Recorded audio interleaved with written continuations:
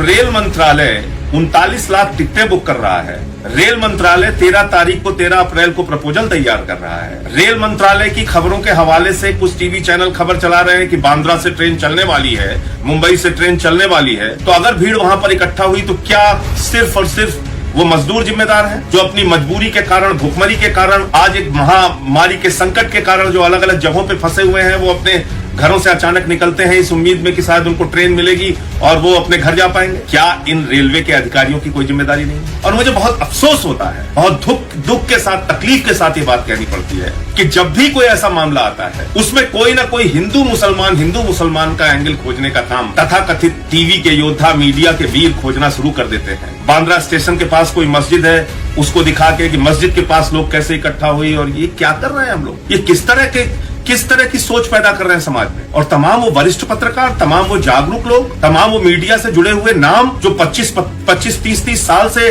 पत्रकारिता कर रहे हैं, ऐसे लोग हिंदू मुसलमान की भावना फैला रहे हैं कि बांद्रा की मस्जिद के पास भीड़ इकट्ठा हो गई। अरे भाई, गुजरात में जब सूरत का मामला आता है, वहां आगजनी होती है, हिंसा होती है, मजदूर विद्रोह में सड़क पर उतरते हैं, उस खबर को आप नहीं चलाते। जब गुजरात की खबर होगी तो मीडिया गजनी मोड में चला जाएगा। मुझे लगता है इस प्रवृत्ति से बचने की जरूरत है। लाइव टीवी, सच सबसे आगे। जय हिंद साथियों, कल से टीवी चैनल्स पे खबर चल रही है कि बांद्रा में भारी संख्या में लोग इकट्ठा हो गए।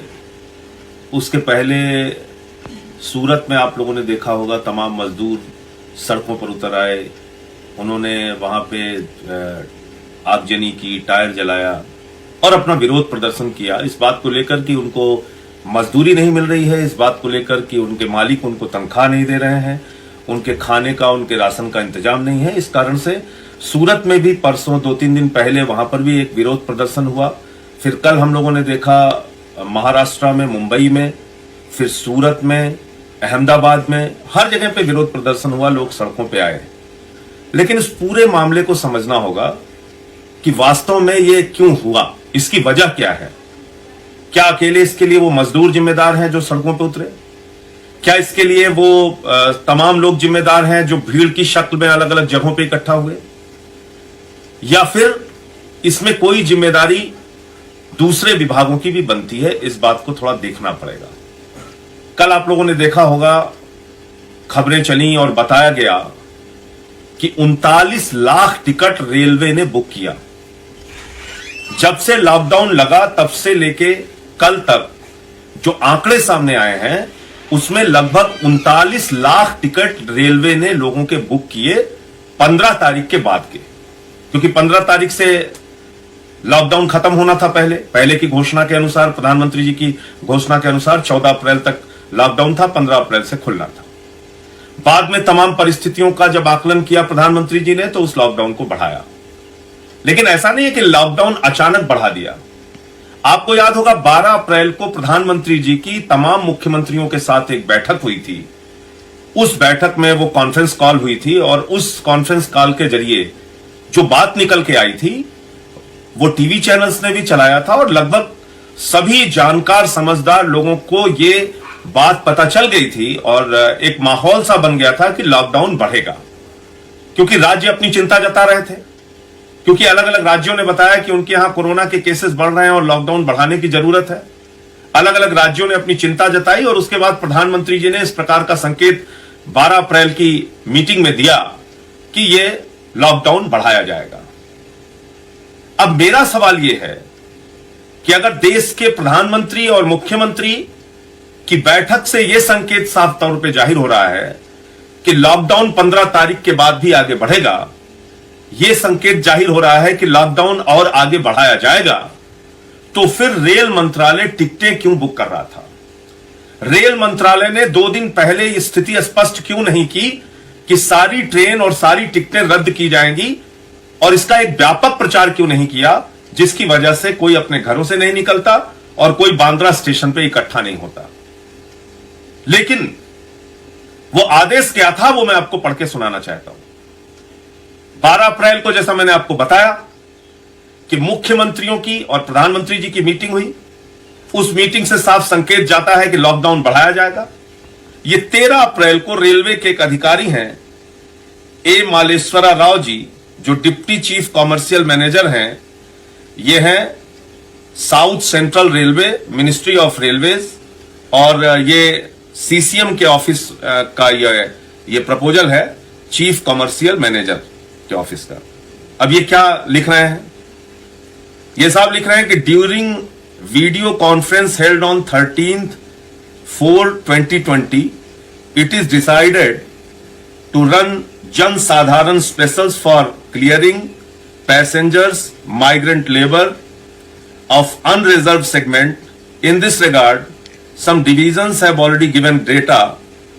However, all senior DCMs are once again requested to critically analyze the number of passengers as well as migrant labor and submit the detailed proposal along with clear originating and destination stations to the office of CCM immediately so as to discuss the proposal with the office of CPTM to run the trains as proposed by the divisions. ये 13 तारीख का इनका एक proposal है जिसमें ये कह रहे हैं कि जनसाधारण स्पेशल ट्रेनें चलाने का प्रस्ताव, उसका आकलन, उसका डेटा, मजदूरों की संख्या आदि इकट्ठा करके भेजिए जो लेबर, माइग्रेंट लेबर्स के लिए और लोगों के लिए चलाई जा सके। ये कब ये पत्र इन्होंने जारी किया? ये पत्र जारी किया है जिसमें इन्होंने प्रपोजल मांगा है। जो इनका प्रपोजल है वो है 13 अप्रैल को, जब प्रधानमंत्री जी की मुख्यमंत्रियों के साथ मीटिंग हो चुकी थी। अब मुझे आप जरा बताएं कि जब रेल मंत्रालय 39 लाख टिकटें बुक कर रहा है, रेल मंत्रालय 13 तारीख को 13 अप्रैल को प्रपोजल तैयार कर रहा है, रेल मंत्रालय की खबरों के हवाले से कुछ टीवी चैनल खबर चला रहे हैं कि बांद्रा से ट्रेन चलने वाली है, मुंबई से ट्रेन चलने वाली है, तो अगर भीड़ वहां पर इकट्ठा हुई तो क्या सिर्फ और सिर्फ वो मजदूर जिम्मेदार हैं जो अपनी मजबूरी के कारण, भूखमरी के कारण, आज एक महामारी के संकट के कारण जो अलग अलग जगहों पे फंसे हुए हैं, वो अपने घरों से अचानक निकलते हैं इस उम्मीद में कि शायद उनको ट्रेन मिलेगी और वो अपने घर जा पाएंगे? इसमें क्या इन रेलवे के अधिकारियों की कोई जिम्मेदारी नहीं है? और मुझे बहुत अफसोस होता है, बहुत दुख के साथ, तकलीफ के साथ यह बात कहनी पड़ती है कि जब भी कोई ऐसा मामला आता है उसमें कोई ना कोई हिंदू मुसलमान का एंगल खोजने का काम हमारे तथाकथित टीवी के योद्धा, मीडिया के वीर खोजना शुरू कर देते हैं। जब दिल्ली में आनंद विहार का मामला आया उस समय भी टीवी के योद्धा डिबेट करने में, लगातार बड़ी बड़ी डिबेट करने में जुट गए, सरकार को घेरने में जुट गए। जब महाराष्ट्र का मामला आया उसमें भी कल मैं देख रहा था टीवी के योद्धा जुट गए, उस पर टीवी के डिबेट कर रहे हैं। और शर्म की बात तो यह है कि उसमें भी हिंदू मुसलमान का एंगल देने की कोशिश कर रहे हैं। बांद्रा स्टेशन के पास कोई मस्जिद है, उसको दिखा के कि मस्जिद के पास लोग कैसे इकट्ठा हुई, और ये क्या कर रहे हैं हम लोग? ये किस तरह की सोच पैदा कर रहे हैं समाज में? और तमाम वो वरिष्ठ पत्रकार, तमाम वो जागरूक लोग, तमाम वो मीडिया से जुड़े हुए नाम जो 25-30 साल से पत्रकारिता कर रहे हैं, ऐसे लोग हिंदू मुसलमान की भावना फैला रहे हैं कि बांद्रा की मस्जिद के पास भीड़ इकट्ठा हो गई। अरे भाई, गुजरात में जब सूरत का मामला आता है, वहां आगजनी होती है, हिंसा होती है, मजदूर विद्रोह में सड़क पर उतरते हैं, उस खबर को आप नहीं चलाते। आज मैं ये नहीं कह रहा हूं किसी भी पार्टी के दृष्टि से मत देखिए, लेकिन कोई भी खबर को निष्पक्षता से देखिए। दिल्ली का मामला हो, महाराष्ट्र का मामला हो, गुजरात का मामला हो, एक चश्मे से देखिए। मजदूर के सामने रोटी का संकट है, भूख का संकट है, उसकी उस समस्या का समाधान कैसे किया जाएगा, उनको नौकरी से ना निकाला जाए ये बात कैसे सुनिश्चित की जाएगी, उनको 2 वक्त की रोटी मिल सके ये बात कैसे सुनिश्चित की जाए, उनको भरोसा कैसे दिलाया जाए कि वो अपने अपने घरों में रहें और अपने घर जाने की जिद ना करें जिससे ये संकट और आगे फैल जाए, इस बात के लिए उनको कैसे समझाने का प्रयास किया जाएगा। बजाय इसके पूरा का पूरा मीडिया इस बात में लग जाता है कि इसमें हिंदू मुसलमान का क्या एंगल है। और जब खबरें गुजरात की होंगी तो वो टीवी पे उतनी प्रमुखता के साथ नहीं दिखाई जाएंगी। जब खबरें दिल्ली से जुड़ी हुई होंगी या महाराष्ट्र से जुड़ी होंगी, उसको पूरी प्रमुखता के साथ टीवी पे दिखाया जाएगा और उसमें हिंदू मुसलमान का एंगल खोजा जाएगा। जब गुजरात की खबर होगी तो मीडिया गजनी मोड में चला जाएगा। मुझे लगता है इस प्रवृत्ति से बचने की जरूरत है। आज एक बड़ा संकट देश के सामने आया है और दिल्ली की सरकार, अरविंद केजरीवाल जी पहले दिन से ही प्रतिबद्धता जता रहे हैं कि हम इस संकट से निपटेंगे, लड़ेंगे और जीतेंगे लोगों के सहयोग के साथ, लोगों के सहानुभूति, लोगों के सौहार्दपूर्ण वातावरण के साथ, लोगों की जिम्मेदारियों के साथ, लोगों के सुख दुख को बांटकर, उनके सुख दुख में खड़े होकर, उनके भोजन और भूख के संकट को दूर करके इस लड़ाई को जीतेंगे दिल्ली में। और केजरीवाल जी उसके लिए लगातार प्रयासरत हैं, लगातार प्रयत्न कर रहे हैं। लेकिन उन्होंने भी चिंता जताई कि भाई इस मौके पर, इस संकट की घड़ी में इसको हिंदू मुसलमान का रंग मत दीजिए, इसको हिंदू मुसलमान के चक्कर में उलझाकर इस पूरी बीमारी और इस महामारी के संकट को गलत दिशा देने का प्रयास मत कीजिए।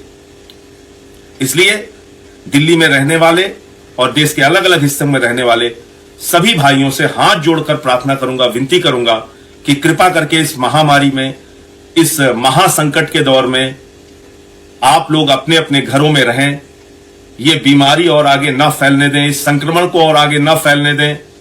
क्योंकि आज जो दुनिया के डेटा है वो बहुत भयावह है, डराने वाले हैं। करीब 1.25 लाख से ज्यादा लोगों की मौत हो चुकी है, लगभग 20 लाख लोगों तक ये बीमारी पहुंच चुकी है। अमेरिका जैसे देश, ब्रिटेन जैसे देश, इटली जैसे देश, फ्रांस जैसे देश, जर्मनी जैसे देश, जो अपने आप को बहुत विकसित देश मानते थे, वो तमाम देश आज इस महामारी से, संकट से परेशान हैं। उनके सामने कोई रास्ता उनको दिख नहीं रहा है। इसलिए हम सब की जिम्मेदारी है कि इस देश को बचाने के लिए, इस राष्ट्र को बचाने के लिए, इस भारत माता को कोरोना की महामारी से मुक्त कराने के लिए, बचाने के लिए हम सब की जिम्मेदारी है, एक एक हिंदुस्तानी की जिम्मेदारी है कि हम लोग जात पात, धर्म, क्षेत्र, भाषा, ये तमाम भेद भुलाकर इस महामारी से, इस संकट से एक साथ मिलकर लड़ें और जीतें। सरकार के निर्देश का पालन करें, सरकार का सहयोग करें, पुलिस वालों का सहयोग करें, डॉक्टर्स का सहयोग करें, जो कर्मचारी इस अभियान में, कोरोना संकट के अभियान में लगे हुए हैं, उनकी इज्जत करें, उनका सहयोग करें और इस अभियान को 3 मई तक जो लॉकडाउन 2 घोषित किया गया है उसको सफल बनाएं। जय हिंद, इंकलाब जिंदाबाद। लाइव टीवी, सच सबसे आगे।